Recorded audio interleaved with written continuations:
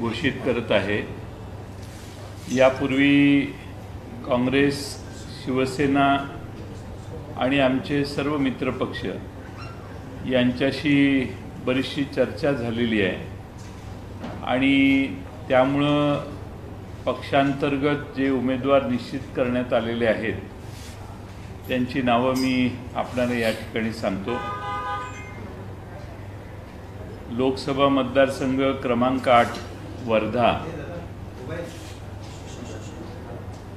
लोकसभा मतदारसंघ क्रमांक 8 वर्धा श्रीयुत अमर काळे, लोकसभा मतदारसंघ 20 दिंडोरी भास्करराव भगरे, लोकसभा क्रमांक 35 बारामती सौ सुप्रिया सुळे, लोकसभा क्रमांक 36 शिरूर डॉक्टर अमोल कोल्हे, लोकसभा क्रमांक 37 अहमदनगर श्री निलेश लंके। हे आमचे आज पहिली यादी म्हणून आम्ही हे घोषित करतोय। उरलेली नावं पुढच्या काही दिवसात आपणालाच बोलवून घोषित करण्यात येतील। भास्कर भगरे, भास्करराव भगरे, दिंडोरी 20 नंबर। 2024 के लोकसभा चुनाव का ऐलान हो चुका है। हमारी जो मित्र पार्टी या पक्ष है, शिवसेना, कांग्रेस, इनसे बहुत दिन से बातचीत हो रही थी। उसमें से कुछ निष्कर्ष पे हमारी आगाड़ी आई है। उसमें जो राष्ट्रवादी कांग्रेस पार्टी के हिस्से में कॉन्स्टिट्यूंसीज आई है उसके उम्मीदवार तय करने के लिए हमारे पार्लियामेंट्री बोर्ड ने पहले 4 दिन के पहले यहाँ पे ही बैठक ली थी। पार्लियामेंट्री बोर्ड ने इसके ऊपर चर्चा करने के बाद आदरणीय शरद पवार जी और पार्लियामेंट्री बोर्ड ने जो नाम तय किए हैं वो मैं आपके सामने घोषित कर रहा हूँ। लोकसभा कॉन्स्टिट्यूंसी नंबर 8 वर्धा श्री अमर काळे, लोकसभा मतदारसंघ 20 दिंडोरी श्री भास्करराव भगरे, लोकसभा कॉन्स्टिट्यूंसी नंबर 35 बारामती सौ Supriya Sule, Lok Sabha constituency number 36 Shirur doctor Amol Kolhe और लोकसभा कॉन्स्टिट्यूंसी नंबर 37 अहमदनगर श्री निलेश लंके। ये 5 नाम हमने आज घोषित किए हैं। इसके बाद में दूसरी लिस्ट हम जल्द से जल्द आपके सामने रखेंगे, घोषित करेंगे। मुझे उम्मीद है कि 4 दिन के बाद हम फिर मिल पाएंगे।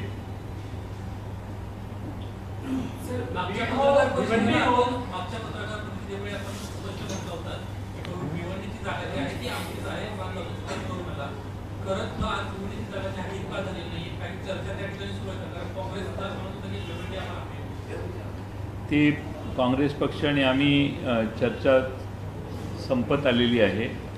आम्ही त्याच्या बाबतीतला निर्णय आपल्याला लवकरच कळवू। मुंबईमध्ये काही जागेवरती क्लेम केला आहे? नाही, ज्या जागा आमच्याकडे आलेल्या आहेत त्याचे उमेदवार जाहीर करण्याची घोषणा करणं हेच मला पार्लमेंटरी बोर्डाने जबाबदारी दिलेली आहे। त्याच्या पलीकडे जागांची चर्चा आपल्याशी करण्याचा अधिकार दिलेला नाही।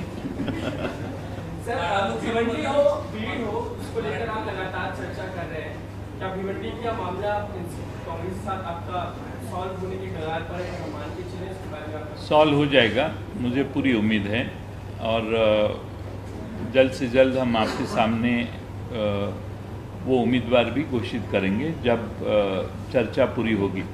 भीड़ को लेकर आप एक अच्छा उम्मीदवार ढूंढ रहे हैं, अक्सर आप नाम सुनते हैं। हमारे पास बहुत अच्छे उम्मीदवार है, उसमें से निर्णय लेना तय है। तय कर रहे हैं हम जल्दी से जल्द। सर, काल काँग्रेसची बैठक झाली आणि त्यात असं ठरलंय की काही जागेवर जर मतभेद वाढले तर मैत्रीपूर्ण लढत जी ती करावी। त्यात सांगलीची जागा, भिवंडीच्या जागेचा आणि दक्षिण मध्य मुंबईच्या जागेचा समावेश आहे। तुम्ही भिवंडीसाठी आग्रही तर मैत्रीपूर्ण लढत महाविकास आघाडीमध्ये होईल का? नाही, असं काँग्रेसने कुठं काय काल म्हटलं बैठकीत त्यांच्या चर्चा झाली नाही, कोणी काँग्रेस हां उमेदवार जी जागा आहे मैत्रीपूर्वक लढत व्हावी अशी मागणी त्यांनी केली आहे। दिल्ली मागणी केलेली आहे। त्यांनी दिल्ली हायकमांडला विचारलं आहे। त्यांना पक्षात मागणी करण्याचा त्यांच्या नेत्यांकडे अधिकार आहेच ना, त्या बाबतीत काय भाष्य करायचं। याचा फटका महाविकास आघाडीला बसणार नाही का? अरे बाबा, पण कुठं काय निर्णय कुठं झालाय? भिवंडीच्या जागेवर दोघेही आघाडीत आहेत, काँग्रेस आणि राष्ट्रवादी। आमचा प्रयत्न असा आहे की महाराष्ट्रातल्या सर्व लहान मोठ्या सर्व मान्यवरांना बरोबर घ्यायचं, पक्षांना बरोबर घ्यायचं, त्यासाठी आमचा प्रयत्न आहे। शिवसेना, काँग्रेस आणि राष्ट्रवादी काँग्रेस ही आघाडी महाविकास आघाडी म्हणून असताना त्यात समाजवादी पार्टी आहे, शेतकरी कामगार पक्ष त्यात आहे, असे अनेक मोठे पक्ष महाराष्ट्रातले आमच्याबरोबर आहेत। आमची अपेक्षा अशी आहे की भारतीय जनता पक्षाला विरोध करण्यासाठी, भारतीय जनता पक्षाला पराभूत करण्यासाठी महाराष्ट्रातल्या सर्वांनीच एकीचं बळ दाखवण्याची गरज आहे। काही लोक वेगळ्या उभं राहण्याची भाषा करत असतील तर मला असं वाटतं की त्याने भारतीय जनता पक्षाच्या समोरची मतं फुटतील आणि पर्यायाने भारतीय जनता पक्षाला मदत होईल। अपेक्षा ही आहे की याचा विचार करून सगळेजण एकसंघ होण्याचा प्रयत्न करतात।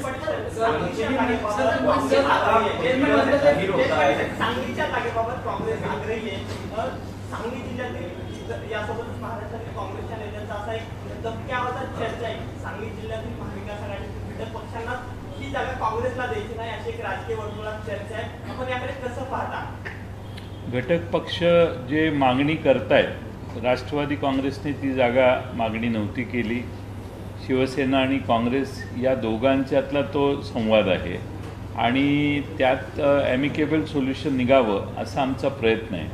त्यामुळे मी त्या चर्चेत कोणतं वेगळं विधान करणं म्हणून मी गप्प आहे, कारण काही मी बोलणं हे योग्य होणार नाही, कारण आम्हाला दोन्ही पक्ष बरोबर पाहिजेत, शिवसेना पण आणि काँग्रेस पण, आणि त्यामुळं त्याच्यावर कोणतंही कॉमेंट करणं आज योग्य नाही। लोक म्हणतात की का गप्प बसलाय, गप्प बसलाय म्हणजे मी माझ्यासमोरच ज्या चर्चा होत आहेत त्याचा मी साक्षीदार आहे आणि त्याच्याबद्दल मी काही वेगळी भूमिका मांडणं योग्य नाही।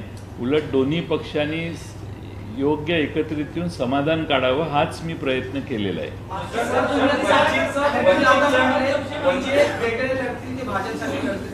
असं मी नाही म्हटलं, सगळ्यांनी लक्षात घ्यावं की वेगळं जर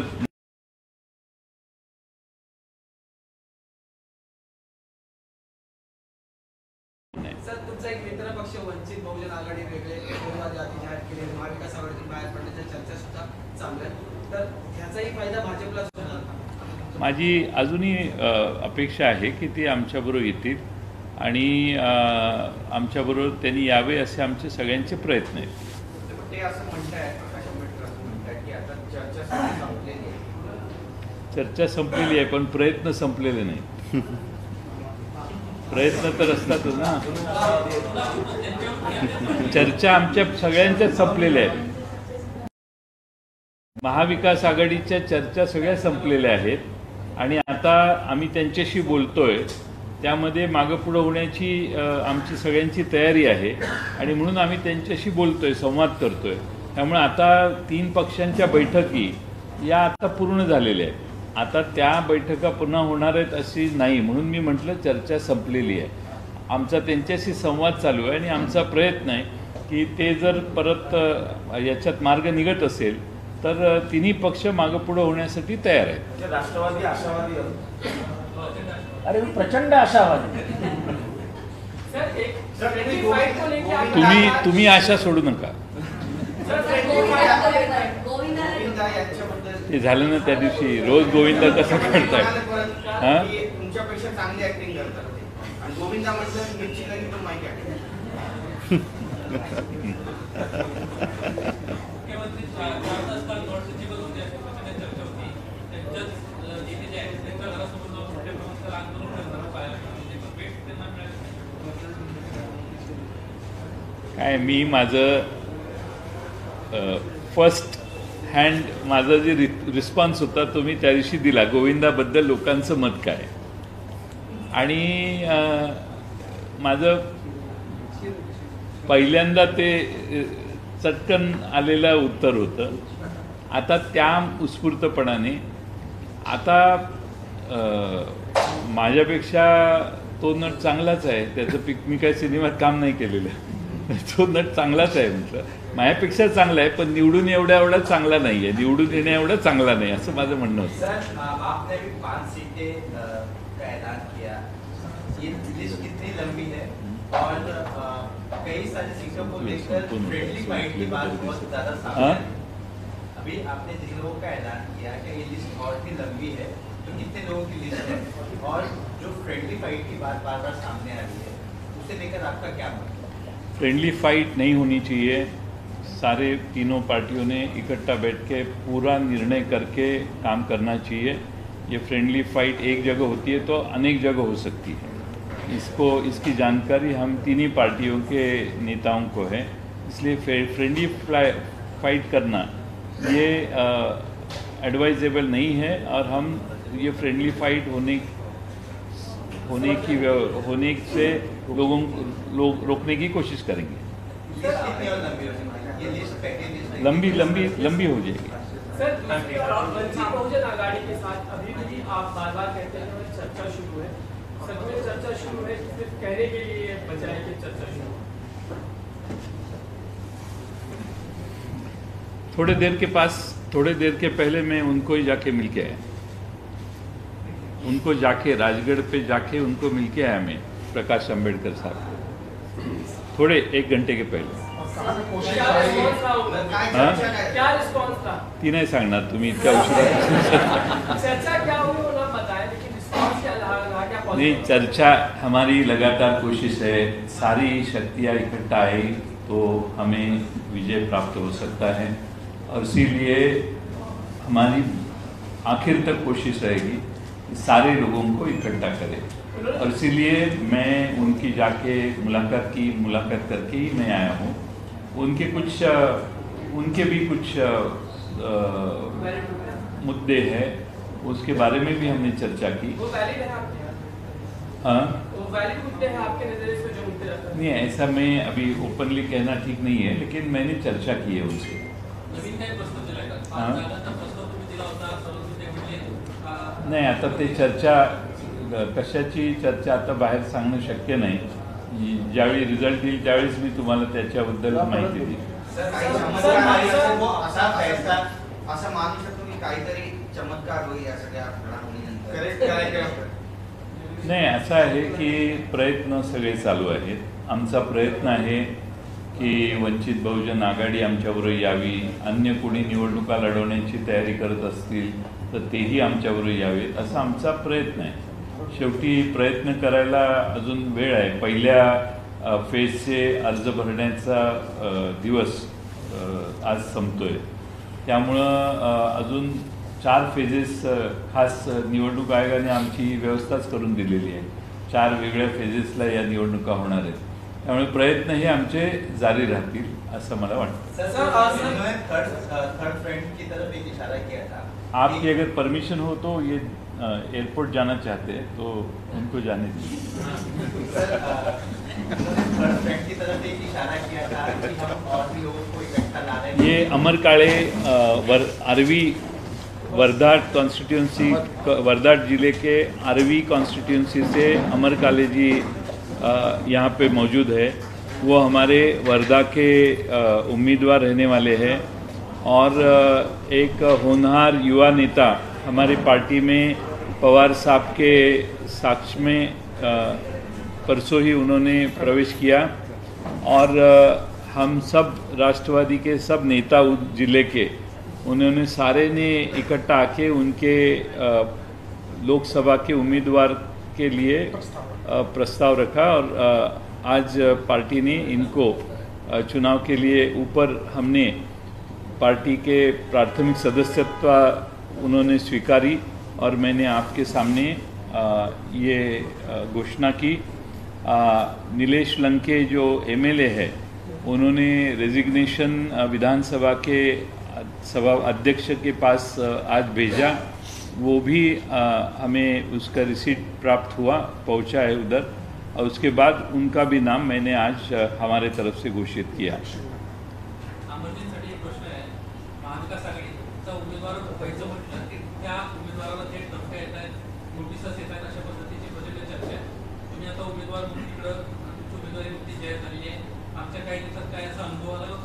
नाही अजून नाही, कारण की माझ्याकडे काही आहेच नाही, त्यामुळं काही नोटीस सिस्टम मला भीतीच नाही आहे. तुम्ही इथं आले ते आमच्या उमेदवारांना धमकवायला आले. आता आत्ता उमेदवारी घोषित केली आहे, नोटीस याच्या आधी कशा येतील, आता नंतर येतील.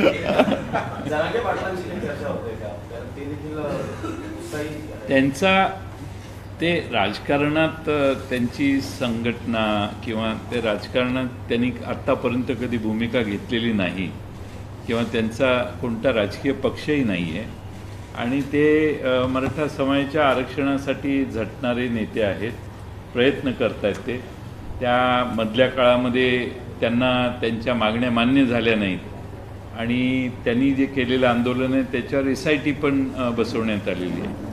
त्यामुळं सध्याच्या सरकारकडून त्यांना बराच प्रचंड त्रास झालेला आहे असं अनुभव आलेला आहे आणि पण ते राजकारणात नाही आहेत अशी माझी समजूत आहे आणि त्यामुळं त्यांच्याशी राजकीय अशी चर्चा आमची कधी झालेली नाही. सर, महादेव जानकरांनी पवार साहेबांची भेट घेतली आणि आज त्यांची उमेदवारी जी आहे ती अजित पवार यांच्या राष्ट्रवादीतून फाईल करण्यात आली आहे. सुमित्रा पवार यांनाही बारामतीतून बोलावलं त्यांना. तुम्हाला महादेव जानकरांना माझी चर्चा झालेली, पवार साहेबांची चर्चा झालेली, ते 3 जागा लोकसभेच्या आधी मागत होते, पण राष्ट्रवादीकडे आमच्याकडे मर्यादित जागा होत्या, त्यामुळं ते जे जागा मागत होते ते आमच्याकडे नव्हत्या आणि म्हणून शेवटी त्यांनी माढ्याला उभं राहण्याच्या विषयी संमती दिलेली होती.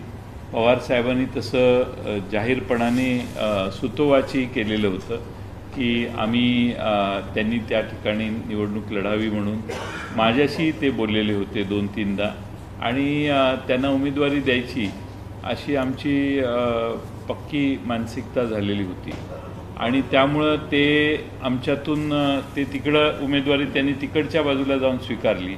म्हणून आता तिथं नवीन उमेदवार हुडकण्याचं काम आता चालू आहे, म्हणून या पहिल्या यादीत ते नाव नाही, तर ते नाव पहिल्या यादीतच आम्ही दिलं असतं.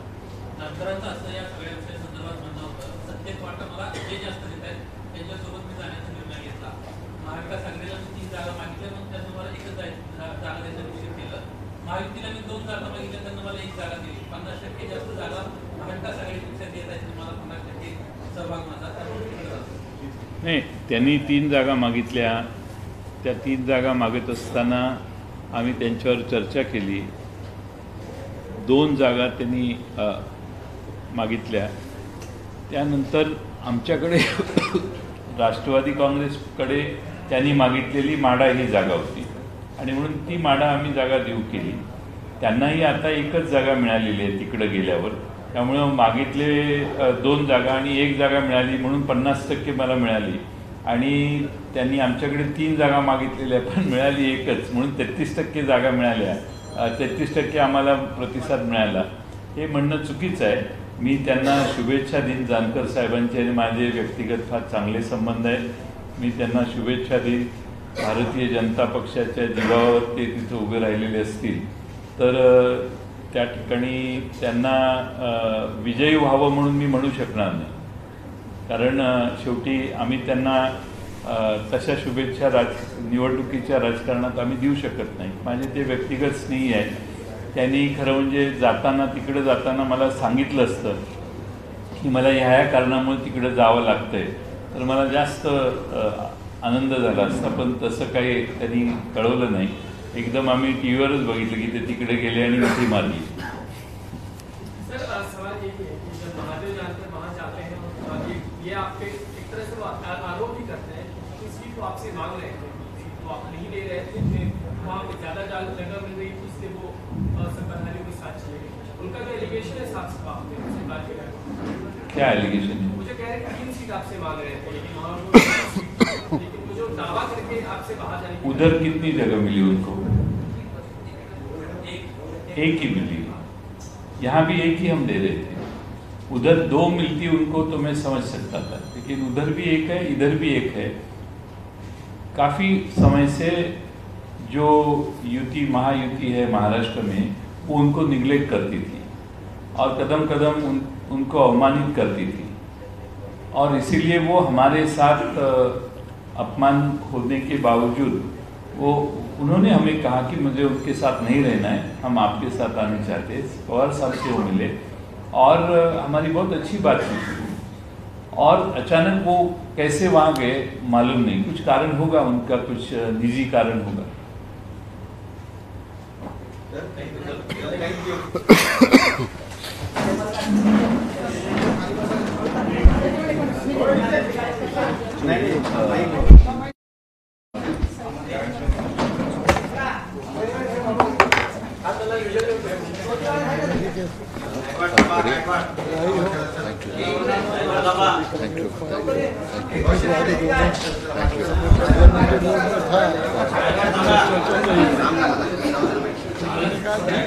संपर्क अच्छे है अमरावती में था. अभी भी जाता हूँ अष्टीवास संपर्क अच्छा था.